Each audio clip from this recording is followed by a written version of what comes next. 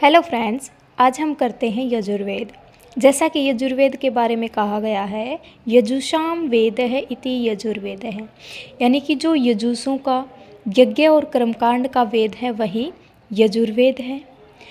गद्यात्मको यजुः, यानी कि जो गद्यात्मक है वही यजुर्वेद है। भीति स्थानीय यजुर्वेद है, यानी कि जो वेद सभी वेदों में दीवार है वही यजुर्वेद है। तो ये तीन बातें यजुर्वेद के बारे में कही गई हैं।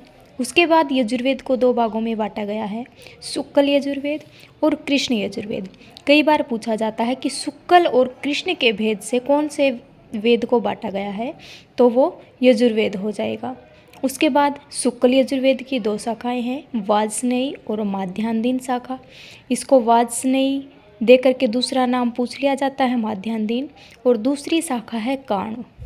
उसी प्रकार कृष्ण यजुर्वेद की चार शाखाएं हैं, तैत्तिरीय, मैत्रायणी, कठ, कपिस्टल। और कृष्ण यजुर्वेद की सर्वगुण संपन्न शाखा हो जाएगी तैत्तिरीय शाखा। उसके बाद इसकी विषय वस्तु है यज्ञ और कर्मकांड। ऋत्विक है अध्वर्यु, देवता है वायु, ऋषि वैशंपायन। और इसकी शिक्षा है शुक्ल यजुर्वेद की याज्ञवल्क्य शिक्षा, कृष्ण यजुर्वेद की व्यास शिक्षा। इसके और भी शिक्षा ग्रंथ हैं, लेकिन इम्पोर्टेंट यही है।